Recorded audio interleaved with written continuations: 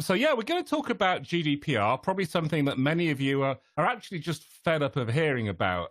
It seems that our email boxes and our lives have just had GDPR forever. I actually set an Outlook rule to delete GDPR messages, but then realizing I was the data protection officer for a large company, that didn't work particularly well. So yeah, I'm a bit GDPR jaded as well. But today, what I want to talk about is the fact that many of us have been running GDPR programs, and then how do we transition that into business as usual and make sure we keep our compliance and keep looking after people's data? So I don't know about you, but whenever I sit down and watch a webinar, I've really got three questions in my head, and they are these. Why are you presenting this? What's in it for you? Are you selling something? And the answer is, yeah, I guess so. I'm selling the fact that Pluralsight's a really good training company. I'm a Pluralsight author. I've just published a GDPR course. I have some PCI courses. I'd encourage you to have a look at the library. It's got some really cool stuff in it. And in terms of my experience and qualifications for doing this, I come from an IT background. I come from an IT and InfoSec background, and then I cross-trained to privacy. So I did a privacy degree, and I'm currently working as a data protection officer for a large European brand with about, I don't know, something like 70 million customers. So I've got a fair amount of experience doing GDPR things. And if I had to summarize the presentation in 10 seconds, if you're thinking, well, is it worth having this in the background while I do some email? Because, like, hey, I know that's what people do on webinars. Then basically the summary is we need to build GDPR and the concepts of GDPR into what we do in our IT teams and our information security teams to make sure that we don't have to run another program in a year's time to get compliant again. So that's really, really what I'm going to talk about. I should say this because Pluralsight's lawyers like me to say this is a general introduction to GDPR. It's not legal advice, and if you do need legal advice about GDPR, then make sure you talk to a qualified lawyer within your own jurisdiction. So with the disclaimer out the way, let's get going. I'm going to start off with a really quick GDPR recap, just to make sure we're all on the same level, and also to make sure that the language I use about GDPR, you understand where I'm coming from. So the way I look at GDPR is this really clear, is it's broken down into four. When you read it, all I don't know, 100 pages, or that's not 100 pages, but all the pages of GDPR, when you read it, it actually fits into four sections. It fits into the four sections, which are these. Firstly, the principles, which are the data protection principle I'm going to look at. Secondly section is the data subject rights that people have over data about them. The third section is the obligations of the controller. And the fourth section is what happens when things go wrong, the remedies and the enforcement. So if we look at those four sections individually, first of all, the principles. And the principles say that whenever an organization processes somebody's data, it needs to be fair, lawful, and transparent. It needs to be processed for a specific purpose and just that purpose. That we minimize data whenever we process it, that all data must be accurate and up to date, that we don't store data longer than we need, so we get rid of it once we don't need it anymore. We keep it secure, and then overriding that, there's an accountability principle, which means that we make sure we've got governance and accountability over our data. The second big chunk of GDPR, and that's about Articles 12 to, off the top of my head, something like 21, 22, is the data subject rights. Rights that data subjects, i.e. people who you have data about, what rights they have over that data. And firstly, that's the right to notification, so privacy policies and telling people what you do with their data. Secondly, it's that they have access to their data. They can write to you and say, please give me a copy of the data. Thirdly, that you can get the data rectified. The data subject can say, the data's wrong about me. Please can you change it? In certain circumstances, the right to erase or the right to be forgotten. The right to restrict processing and to object to processing, and a right to have data given to you in electronic format. As a data controller, i.e. as the organization with that data, you have 30 days to respond to those rights, and you must do that at no charge to the data subject, apart from in exceptional circumstances. So that's the second chunk that GDPR talks about. The third chunk is the controller obligations, i.e. things that GDPR makes you do as a data controller.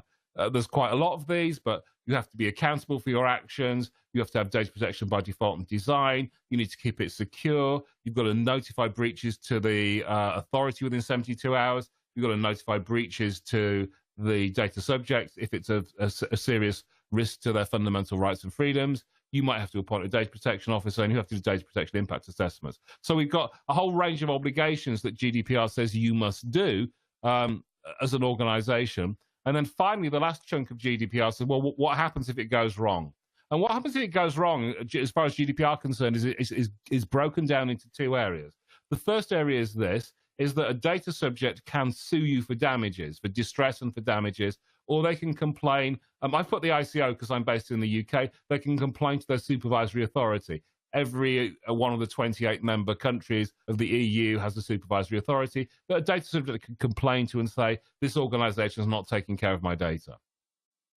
And then the supervisory authority itself has got penalties to raise, it's got the powers to raise penalties or fines against you, which can be which either 2% or 4% of your global turnover, or 10 million or 20 million euros. And then the thing that GDPR doesn't specify, but of course, if you get a penalty from the regulator, then I would imagine it's going to hurt your organizational reputation. So those are really the four chunks about GDPR, the four main sections of GDPR, which I'm going to refer to as we go down the rest of the webinar today. So I just want to make sure that you were happy with that segmentation. This is the sales pitch. It's about 5 seconds. I have a 3-hour course on Pluralsight if you'd like to know the big picture of GDPR and how it affects you as an organization. It's written very, very clearly from the perspective of someone who works in IT, not from a legal perspective. So hopefully that it's got some really good reviews. People are enjoying it. So if you've got a Pluralsight subscription, I'd encourage you to go and listen to that. Okay, with the plug out the way, let's work out how to put GDPR into BAU. And I'm going to start off actually with a question. And the question is this, and you can respond to this on your own systems, is how are you doing with GDPR? How are you getting on? Did you have a program?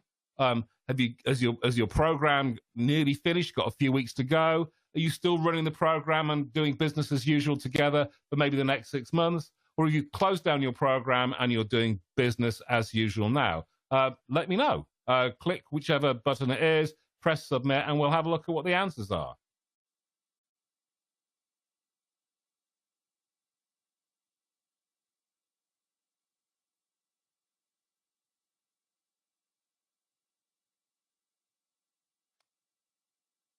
Okay, I hope is that long enough for everyone to have made a decision? Let's have a look.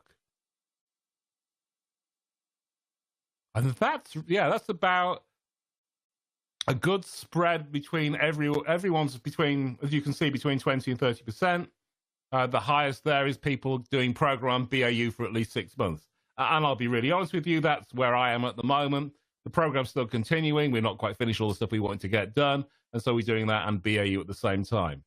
But what I'm going to encourage you is to start doing that transition into BAU right now. And so let's go and look at what that means. And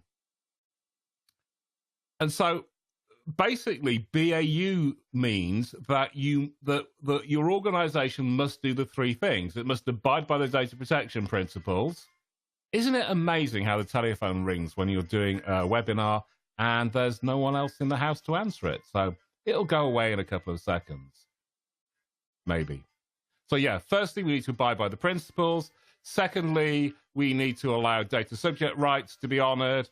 And then thirdly, as an organization, you need to meet the data controller's obligations. So those three chunks we looked at, those are what we need to do. And I think BAU really consists of two bits. It consists of change, i.e. stuff that you need to change. Then when you finish doing the change, it moves to run. So, and I'm sure you might have different words for this in your organization, but conceptually, there's a part of your organization that makes new things happen, and then they transition over through service design and into a run function. And change is really broken down into three sections. First of all, what I call the inception area, the area where somebody has a bright idea in the organization and says, hey, let's do this. So that's sort of inception. And that's often, very clearly usually business driven. And then the second bit is the design bit, the bit where you get business analysts and you get project managers and you work out how to implement the great idea that you had in the inception phase. And then thirdly, the third phase of change is the build. We now have developers and testers, making the thing happen. And then finally, once you get past build, we then we transfer it through service design and transition into the run phase. Now, again, you've probably got different words for this in your organization, but basically inception, design, build, and run. And the reason for having this sort of generic model of change is that as we go through BAU, I want to talk about where things fit into the BAU process. The first thing I want to talk about is governance, because there are some bits of GDPR that span inception, design, build, and run. And I'm going to take those separately, first of all, and those are governance requirements. And so the first governance requirement is this. Now, if you're looking at the screen, in the top left-hand corner, you can see I, D, B, and R. So that's inception, design, build, and run. So that's showing what phase anything I'm going to talk about applies to. In the top right-hand corner, you can see the number 35. Can you all see that number 35? Great. And that refers to the article number in GDPR. So if you've actually downloaded GDPR from the internet and you sit and read it every night before you go to bed, which I know many of you will do, that 35 refers to Article 35 in GDPR. So the first thing we need to do is to make sure that we catch new stuff and work out whether we need to do a data protection impact assessment for it. And so what I recommend for that is you do a sort of like a very simple triage form. You put it on the intranet or something. You ask a few questions about the types and volumes of personal data it will be, the new idea will be dealing with. And then you work out whether you do a light or a cut down version of a data protection impact assessment, or you do a full data protection impact assessment. So that's the first thing to put into your governance process. And you might, put that at some sort of, you might put that at a change board, or, when people are just having, coming up with great ideas. And then the second thing is and this refers to Article 25, which is data protection by default and by design, is whatever you use in your organization to manage projects, which, you might call a project management framework, or you might call it a project management system. So whatever you use to manage projects and your software development lifecycle, they both must incorporate those principles of data protection by design and default, so that you're starting to make sure that your business analysts and your developers take data protection into account as they're doing something. And if you went through the exercise maybe 3 or 4, no, maybe more than that, maybe 5 or 6 years ago, to embed security in your development process, then embedding data protection in your development process is pretty similar. With those two governance principles in place, now let's look at GDPR as business requirements. So what I've done is I've taken the whole of GDPR, the articles from about Article 5 through to about Article 40 something, the ones that mean we have to do something, the ones that talk about the principles, that talk about the rights that data subjects have, and that talk about the controller's obligations. And I've put those and phrase those in terms of business requirements. And what I'm going to do is run through those business requirements. Excuse me. So the first requirement, and again, if you look at the left-hand corner, this is at the design phase. You need to take this into account at the design phase. And if you look at the right-hand corner, this comes from Articles 25 and Article 32. So when you're designing systems, they must be designed and managed to ensure that only the right people have access to data, and it's based on least privilege and need to know. So you can embed that into your project lifecycle, your development lifecycle, and say, okay, when we're building a system, we need to work out access control at the beginning, not right at the end. And you probably already do this, let's be honest. This is a reasonably standard thing in many organizations. But now here's a very non-standard thing. Here's a very data protection thing. GDPR says that when you process somebody's data, you have to have a legal basis for doing it. Something that the lawyers are really good at working out what the legal basis is. And so the business rule is that where personal data are processed, the legal basis of processing must be documented, and it mustn't be incompatible with the reason the data were originally collected. And the key here is that the IT department and the legal department or the data protection department or the data protection office, whatever you call it in your organization, they need to work really closely together. The IT department needs to work out you're doing something new with data or you're collecting new data. And then they need to go and talk to the legal department and say, okay, what's the legal basis for doing this processing, and make sure that's written down. That should be part of the business analyst's role. Is to, part of the checklist for the business analyst is, what data are we processing? Let's go and make sure we've got a legal basis doing it by going to the legal department.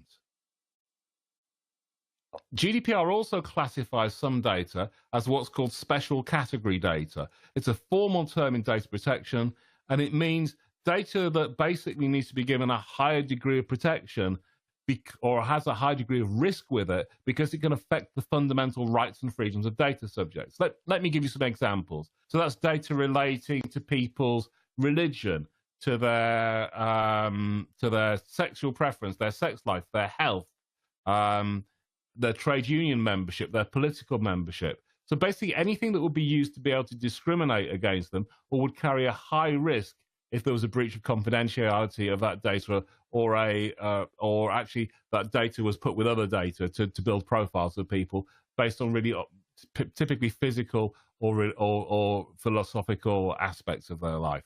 And that also includes biometric data. So where we've got special category data, GDPR says you have to have a second or a separate legal basis reason for processing that data. So again, IT need to be able to say, hang on, we've got some special category data here. And then they need to go to the legal department and say, okay, we're processing, one I did recently, we're processing biometric data. What's our legal basis for doing that? And then the legal department will actually consult the law and work out what the right basis for that is. Again, a checkbox for the business analyst. Across now the design, build, and run. So data needs to have a retention period, and maybe I should have made that clear earlier, so that data needs to have a retention period defined for it. And when data passes that retention period, i.e. the business no longer has a reason for it, you need to remove it either by doing deletion or anonymization. So something in the business analysis needs to say, okay, have we already defined a retention period for this data? And if not, can we define a retention period? And then then we need to build that functionality. But more importantly, that then you need to build into the run phase that something needs to go and delete data on the schedule. And that's really hard to do because quite often you'll find that your retention period is actually 6 or 7 years because you might need to keep the data to defend yourself against legal claims. And it's quite hard to think about writing a purge utility today that might not be run for 7 years' time, and especially doing test cases for that. But again, data from a system where there was no delete function, because 7 years ago no one wrote the delete function, you will appreciate that this is actually a crucial thing to get in as you're building the system. Because otherwise, in 7 years' time, I can imagine that you may have lots of other systems that rely on the data, and deleting it becomes a really high-cost exercise. Some of you may have experienced this in your programs already, of going back through legacy systems and trying to delete data. Data minimization says we should only use the minimum amount of data to do anything. And so in our design phase, again, where personal data are processed, the minimum number of attributes and records necessary for the processing must be used. And that's called effectively making sure that whenever we collect data from a user or wherever we import data from another system, we only import the fields we need. We only import the rows that we need that are essential to do the job that we're doing. We don't import everything and then just use a subset of it. So again, something at the design phase that the business analyst can look after. This is good practice. It's a good statement. It's hard to do for an organization, but you should only try and so the business rule is personal data must only be processed where it's necessary to identify the individuals to whom the data relates. So if you don't need to identify the human, for instance, you're doing data analytics or you're doing an extract that has no relevance to knowing who the person is, then you should anonymize or pseudonymize the data. And so the key for the business analyst is saying, well, I'm doing this, I'm doing a revenue forecast, I'm doing a yield forecast, but actually, do I need to know the names of the humans or any identifiers? No, I don't. So when I'm building the system, I don't need to pull any of that across. And that's really just sort of good practice that people typically haven't been doing. A very geeky one. Remember I said that all data processing requires a legal basis, and there are 6 legal bases. The most common is you have a contract with the data subject, but one of the legal bases is actually consent. That you said to the data subject, "Do you mind if I do this?" And the data subject said, "No, I'm happy for you to do that." Consent's a really interesting one because you have to, as an organization, prove how you got that consent. So the requirement I've written down is this, is that where you're using consent as the legal basis of processing, you need to provide an audit trail. And the best example of that I can think of is screenshots of the system at the point where you got consent from the data subject. Because a regulator might come to you and say, I've had a complaint you were doing this. What was your legal basis for doing this?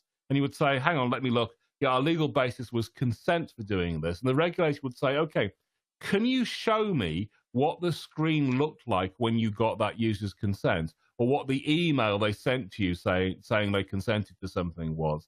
I mean, I've seen this from regulators myself, because what they're saying is, right, you're saying it's based on consent, prove that you had valid consent from the user. This is fairly hard to do because people aren't great at keeping what systems used to look like. And the thing that I actually really would encourage you to look at here is if you're doing it on the mobile app, what did your mobile app look like at the time? So important at the design phase, and important at the build phase, and also important at the run phase, to make sure that you have a business process that says, I need to capture what the screen looked like at the time we got consent, and keep it in a safe place if ever anyone asks to see it. GDPR says for organizations that employ over 250 people, so this business rule only applies to you as an organization if you have more than 250 people, is this: that the records of processing, so that's, what data you have, where it flows from, your legal basis of processing, your retention period, records of processing must be kept and maintained for all systems. And again, this is good to put in the business rule to make sure at the end of the process, the business analyst updates the record of processing and maybe gets it cross-checked by the legal department.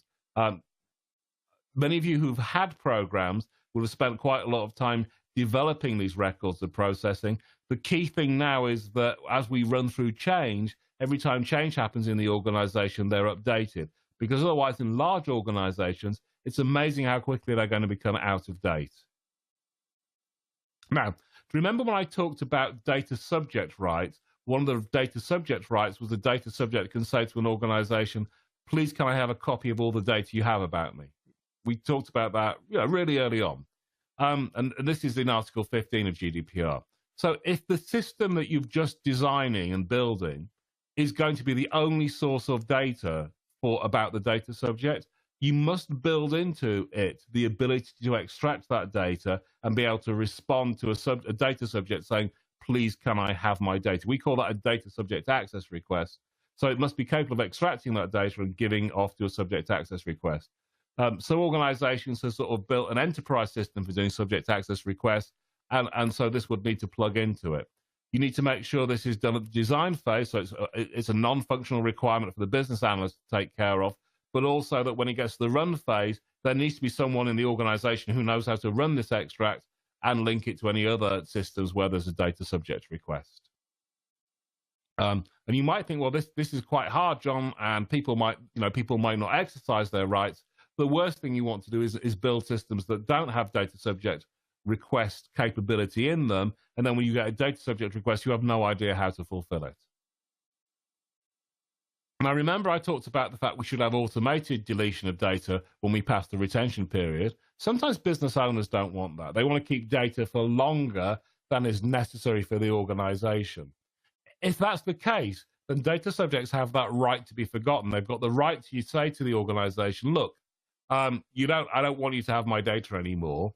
As an organization, you don't have a legal reason for keeping it, and therefore the system needs to be capable of deleting data subjects records when they make that request. In large organizations, I'd try and encourage you to persuade your business owners that they don't want to do this.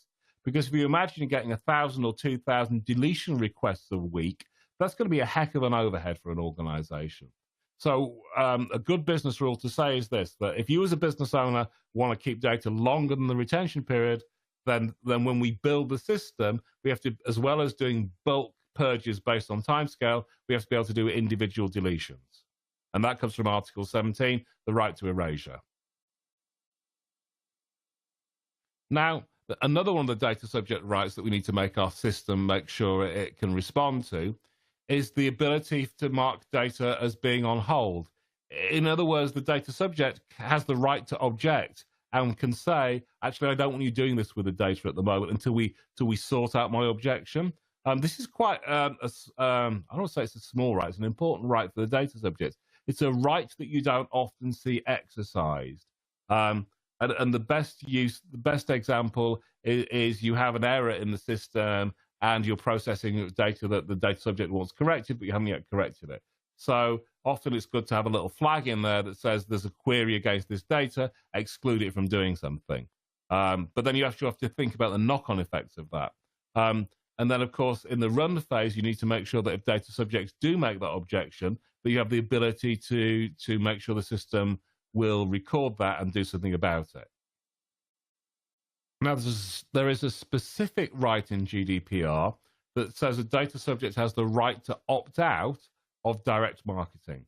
And so any systems you build that are marketing-based systems, you need to be able to record not the consent, because you don't need consent for marketing. I mean, you need consent for some marketing based on other laws in Europe, but you don't per se need consent for marketing. But what the data subject needs to be able to do is to be able to opt out of that marketing. So I guess many of you will have built these systems already, but if you're building any new systems that do marketing or direct marketing, it needs to have a flag that says the data subjects exercise their right to opt out of such marketing. Again, something for the business analyst to consider as a non-functional, and then something in the run phase that if data subjects exercise those rights, that you could actually respond to that exercise of rights. And then another, I think we're almost at the end of ones that are about data subject rights.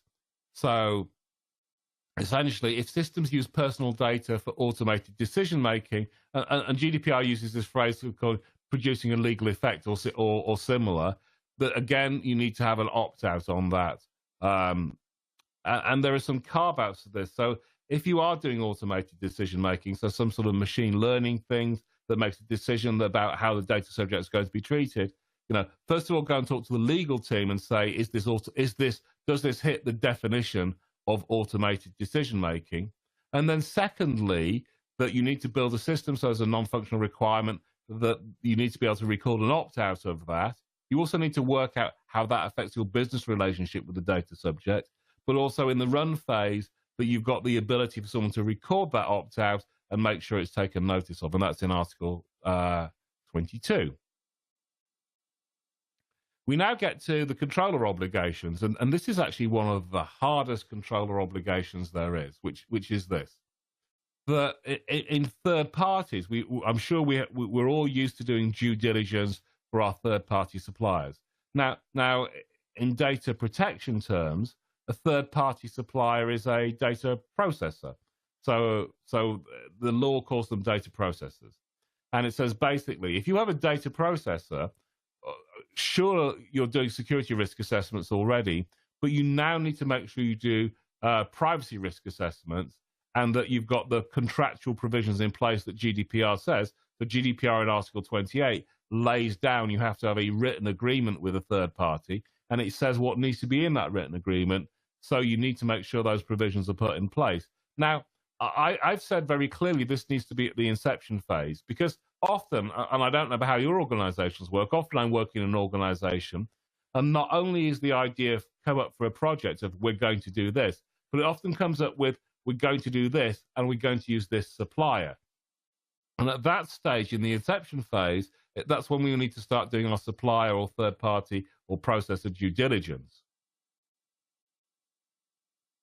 We need to make sure not only that they can provide the appropriate security guarantees, but also that we've got a good contract in place, that they're happy with the data protection clauses in our contract, and they can do the right data protection things that we're asking them to do.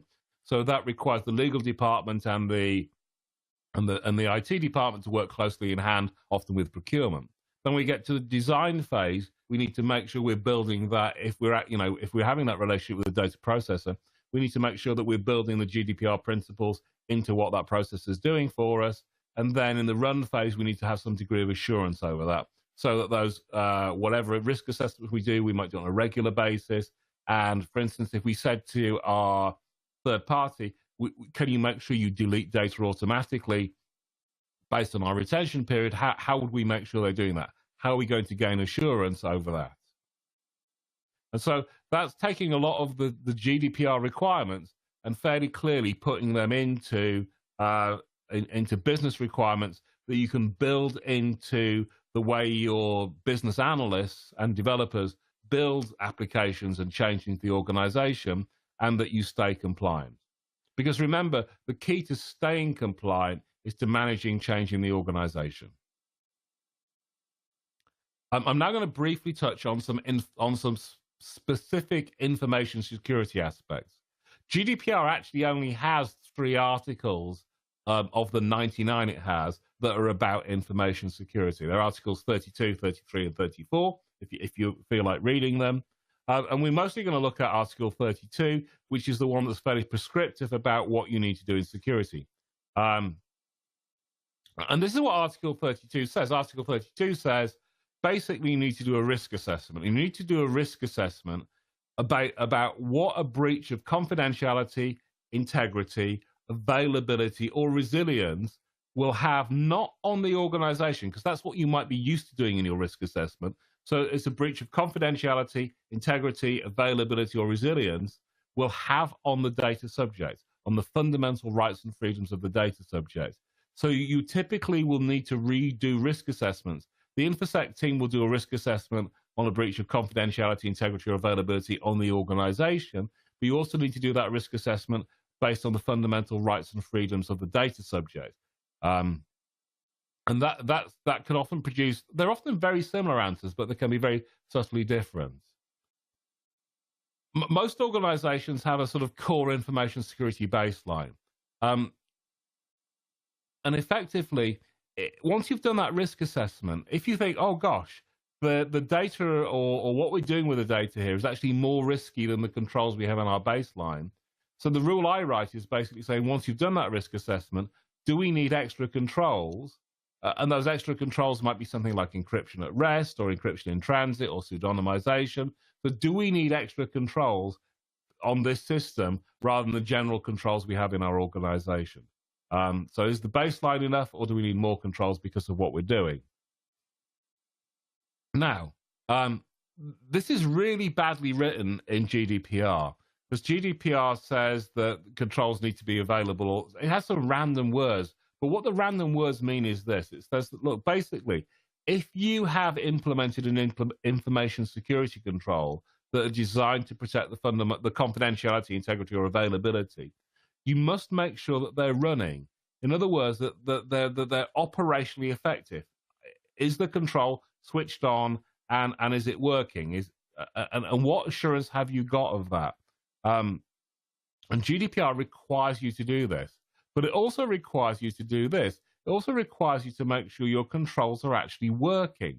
In other words, not only that they're turned on and running, but they're doing what they're designed to do. And I can give you an example of a firewall. Your firewall might be turned on and running, but it might have an any rule and allow all traffic through it. So GDPR requires you in Article 32.1, I think it's Article 1B and Article 32.1D. And I know you don't really care about the numbers, but when you go back and look at this webinar again, I'm hoping the article numbers will be really useful for you to cross-reference and also to show other people in your organization, which is why I've put them in here. So yeah, so all information security controls, you need to test for operational effectiveness. Are they doing the right thing? Are they turned on? Are they working? And are they actually effective against the threat? And you need to keep records of that. And that's not well written in GDPR. The other thing that GDPR says is this, is that if you have a problem with your system and it becomes unavailable, will that affect the fundamental rights and freedoms of the people whose data it is? And if so, is the recovery time objective and the recovery point objective you've got for your organization, are they the right recovery time objectives and recovery point objectives, based not on the risk to the organization, but on the risk to the individuals? Um, and you might be thinking, well, like, what's availability and resilience got to do with fundamental rights and freedoms? Some of you may have heard of the WannaCry attack last year. In fact, some of you may have breathed a sigh of relief at the end of the day that your organization didn't get hit by it. And the key thing with WannaCry is it affected the NHS quite badly in the UK. And what happened was that some people had their operations delayed. And if the operation is delayed for maybe 5 hours, that might have one effect on the fundamental rights to health of a data subject, and that might be quite different if it was 8 hours or 12 hours. So that ability to restore a system and how quickly you can restore a system is something that GDPR actually cares about. So that's the whole of GDPR effectively translated into business rules that I hope you can use in your organizations to start to build into your project management framework and your software development lifecycle, all cross-referenced to the actual articles in GDPR. So if you remember, I said that, in business as usual, you must make sure you do three things. That whenever you're building and designing systems, you abide by those core principles, those principles of minimization, of storage limitation, of accuracy. That when you build any system, that those data subject rights that GDPR has, that the system allows those rights and those requests of rights action to be honored. So if the data subject says, I want a copy of my data, I pressed the wrong button there. Sorry, let me just press the right button. If the data subject says, I'd like a copy of my data, the system you've built needs to be able to respond to that. If the data subject says, I'd like to erase my data, and that's allowable, the system needs to respond to that. If it's doing automated decision-making or marketing, the system needs to be able to respond to that. And then finally, there are some specific controller obligations about keeping records of processing, about keeping data secure, that again, any new system needs to be able to respond to, needs to be able to take account of in the design phase. So when you're building it, that you don't get to the end of it and say, okay, now how do I fit GDPR into that? Now, if you remember at the beginning, I had this very clear model of that change goes through these four phases. It goes through inception, when somebody has a great idea about the change. It goes through the design phase, and I think you saw that the majority of the business rules were in the design phase. It goes through the build phase, and it goes through the run phase. And in the inception phase, the biggest thing you need to get into your organization is to get the data protection impact assessment into the change control process. So when people say, I want to kick this project off, or here's an idea we want to start doing, your most important thing is to make sure that triage is done, and that you can say, does this contain personal data? How much personal data? What type of personal data? What are we doing with it? Okay, do I need to do a full data protection impact assessment, or do I need to do a cut down version of a data protection impact assessment? Because the idea of a data protection impact assessment is you do it at the beginning of the project, not at the end, because it then influences some of the choices you make in design and build. In the design phase, it's about embedding data protection by design and by default into what your business analysts do by having those set of non-functional requirements, and maybe even some functional requirements that say, the system must do this, so that you're embedding data protection by design in it. When we get to the build phase, that's making sure your software development, I have it two S's there, so your secure software development lifecycle, but your secure software development lifecycle is data protection aware. And that's some training to the developers, often about that data minimization thing, so that when they're thinking, I'll pull that data from there, it's, do you need that data? And about how they handle, for instance, encryption and things like that. And then finally we get to the run phase. Sorry, I should just say before I get there, the majority of work in changing GDPR is in the business analysis phase. It's unlike security, where it's developers adding security holes to it.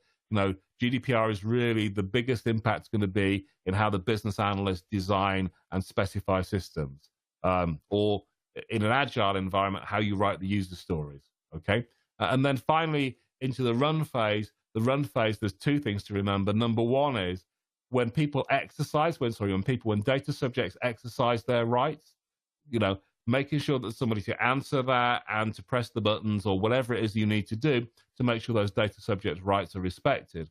And then secondly, from the information security perspective, to make sure that system has the appropriate technical and organizational controls, but really importantly, that those controls are tested for operational, are they working?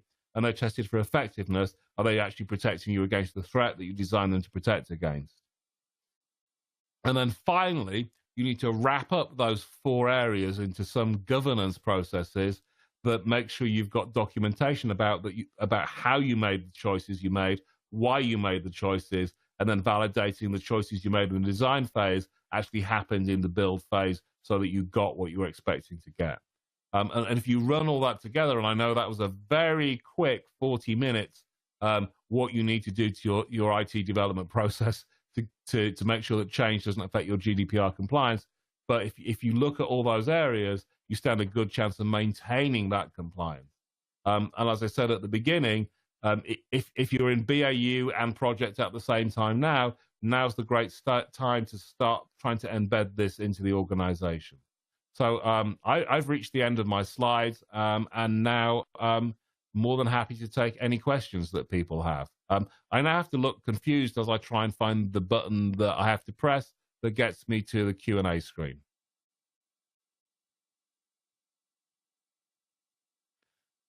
Right, so the first question I've got is, what should somebody do first? Like, for us in the UK, it's the end of the day. So what should somebody do, I guess, tomorrow, or you could do now? And I guess the first thing is what I talked about in that inception phase, which is absolutely make sure that you've got the process in place to catch projects early. Because the sooner you can find the project and you can work on that data protection impact assessment, you can shape the project so that once you've run the data protection impact assessment, it is absolutely minimizing the risk to the fundamental rights and freedoms of people. I've seen too many people try and do data protection impact assessments as effectively a checkbox exercise right at the end of the project. And actually the answer was you should have restructured the way you did the project. So that's the first one. Somebody else ticked it was answered, which is brilliant. Okay. The second question is, before I answer the second question, I just want to remind you of a disclaimer that this is not legal advice. And if you want legal advice, I'm advising you should consult a lawyer in your own jurisdiction. With that said, the second question is this, which is, in your professional opinion, does GDPR apply to public institutions like government organizations outside of the EU? I'm going to try and give you not an it depends answer.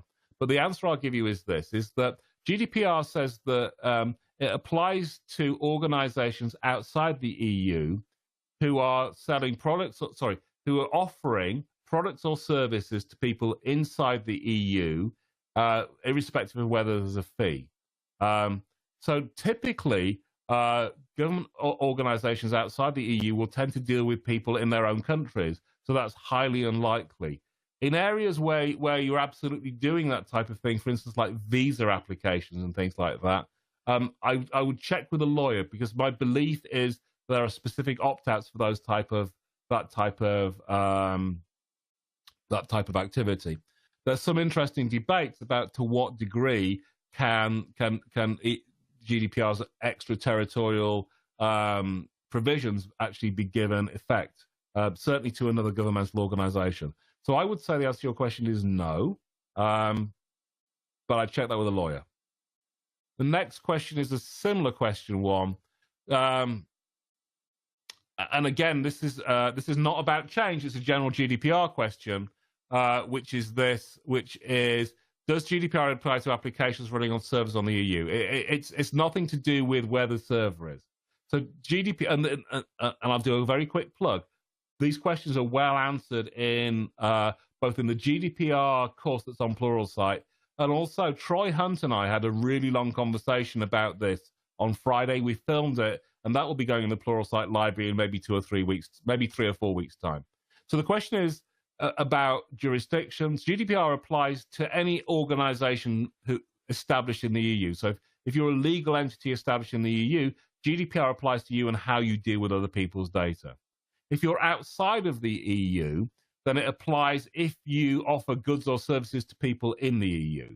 So it's nothing to do with where the servers are based. It's nothing to do with the applications. It's about the location of where the registered company is. If you're in the EU, it applies. And it's about whether you offer goods or services to people in the EU. Okay, let's look at another question that's not about location. For e-commerce, do we need to delete personal order information? Well, probably not. And again, I've talked to your accountant or your lawyer, because you're probably going to have to keep orders for a period of time in case somebody comes back with a query. And what that period of time is going to be very dependent on where you are in the world. So, for instance, in the UK, people typically keep all records for 6 years, because for 6 years, somebody could come back to you and make a claim against you. For instance, you might have supplied them with something. So typically, people keep the minimum amount of data about the order for about 6 years. So, but what you do need to do, and the thing that I can really advise, is you need to set a retention period and then adhere to that retention period. So rather than randomly saying, oh, we should do this or we should do this, you should talk to your lawyer, talk to your accountant, work out how long it is you need to keep the data for, and then delete all the data that's older than that. I'm trying to do this in some sort of order. Do small companies require a data protection officer? That's a brilliant question, because you'll often see it misquoted on the internet of organizations over 250 people need a DPO, because that's what one draft of GDPR said. So actually, any organization may require a data protection officer. It's actually based on effectively the risk to the fundamental rights and freedoms of the amount of data you're protecting. So it's based on what sort of data you're processing. Does it have a high risk to people? Typically, if it's special category data, are you doing mass observation? So if you look at the required article in GDPR, I haven't got it in front of me, and I haven't got the slide to show you, but it's actually clearly set down in article. Off the top of my head, it's sort of 30 something. But if you look at the article about do I need a DPO, then it's really clear that says whether you need a DPO. So it's about the nature of the data and what you're doing with it, not the size of your organization. How do you get data from legacy systems into governance processes? With a great deal of, with a great deal of business analysis and looking at those legacy systems. Having gone through that process for the last 6 months, yeah, absolutely. It's about understanding that data you've got, where it came from, what your legal basis for processing it is. It's about clearing up sometimes data governance debt.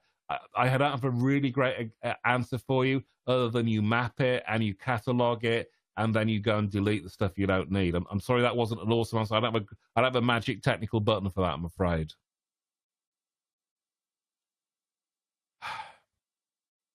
Great question. The question is, GDPR applies if goods and services are offered to people in the EU or citizens of the EU. GDPR, if you read GDPR, it doesn't say anything about citizens. It doesn't say anything about residents. You often see that misquoted on the internet. What GDPR says is natural persons, and by natural persons, it means human beings. So GDPR applies the data of living human beings in the EU. So the phrase is in the EU. So if an American citizen came and lived in, or came to the UK and was here for a while and they did stuff, it would apply to them. They're not EU citizens, they're not EU residents, but they're in the EU. So the answer is in the EU. And that can lead to some quite interesting questions. Again, if you're particularly worried about that, that's a great question to go and talk to an attorney about saying, actually, how does that apply to me? Because it will be taken on very much a case-by-case basis.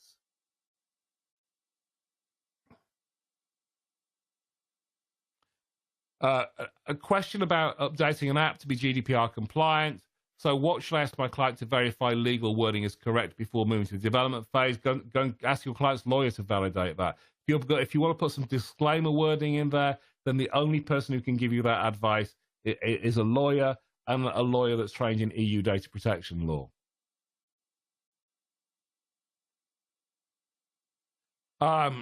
Great question. and I used to do this a lot for PCI. So to keep up to date, can you give the ABC processes a company has to constantly do? So there are. I'm doing this off the top of my head, but the key thing is, number one, make sure when people exercise their data subject rights that you can respond to those data subject rights. So you need a system for tracking that. Secondly, maintaining your records of processing. So you've got all those governance records of processing. If you've got more than 250 people, how do you make sure you keep those updated? Thirdly, making sure that in any new stuff that you do what we've talked about today, that you've got evidence you did data protection by design and default, you've got evidence you did data protection impact assessments if you needed to. And then from an information security perspective, in Article 32, are your information security controls working? Are they effective? Then you need a process to make sure that you can respond to data breaches within 72 hours, where you may have to notify the regulator. So I think those are the core ones. But again, if you go back through this and anything in the run phase, that's where you need to make sure you're constantly doing. We're okay for time. We've got 3 more questions, and then we should probably call it a day on the questions. Has anyone come up with a number of productivity hours that will be needed to expanded to bring old data and applications into compliance? Heck, I could tell you how long it took our organization, which is a lot of people for a lot of months. So, no. But on the other hand, for many organizations, this is stuff you should have been doing already. Data protection law hasn't changed a whole lot. Often what you're doing is paying back technical or governance debt of actually having data that you've been keeping for far longer than you needed to. But yeah, I mean, if your question really is, this is going to cost our organization a lot of money, yeah, it can cost a lot of money and time and effort. And if you're struggling with that, then prioritize it. Find the systems with the most data in, and the data that if you had a breach of confidentiality or integrity or availability that would have the highest risk, highest effect, or the highest impact on the data subjects. So do that on a very prioritized basis.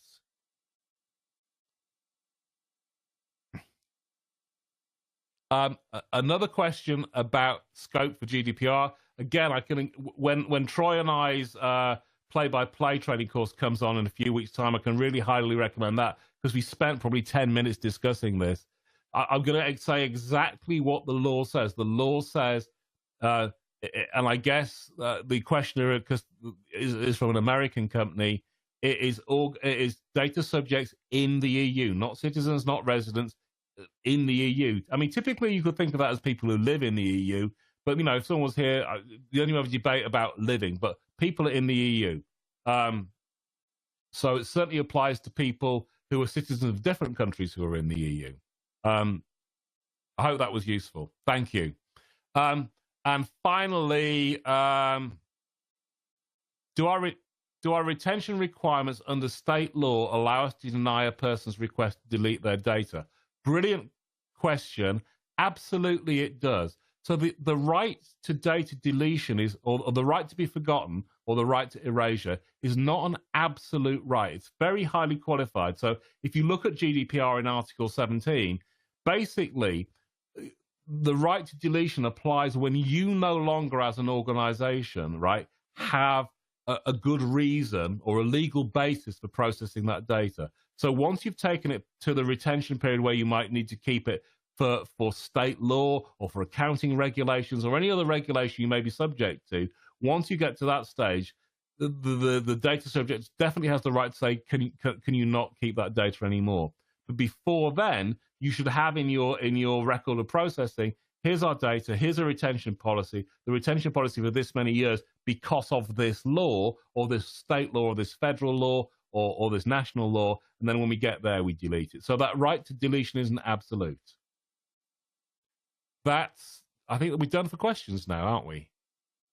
Yeah, I think we are. Thank you so much, John. Before we wrap up, any parting thoughts for the audience before we sign off? I guess, something that's quite terrible that I've said to everyone at the company where I work is don't Google too much for GDPR advice, because there's not some great stuff out there. So a lot of the questions that you asked there were actually about general GDPR. Find a good GDPR expert, someone who's been trained in it for a while, who's been doing protection for a while, and ask them those questions. from a change perspective, number one, look at the slides. And I guess people can log back in and replay. The webinar is going to be available for replay, isn't it? Yes, definitely. Okay, so if you didn't, obviously you didn't write it down, but you come back in, look at the webinar again, note down those business rules, and then get those embedded into your organization as soon as possible, so that you do not have to run a GDPR program again in a year's time to get you back into compliance. So capture change as soon as you can, and make sure that design phase has GDPR embedded into it. Will be my number one thing. Awesome. Well, thank you again. And to everyone that's still here, check out the Pluralsight course that John has referenced. It is available in your resources on your screen. And we are also super excited to hear about this new course that's coming out with Troy Hunt. And so we'll be watching for that very closely. Once again, thank you everyone for attending today. And we hope to see you at another Pluralsight event very soon. Great. Thank you.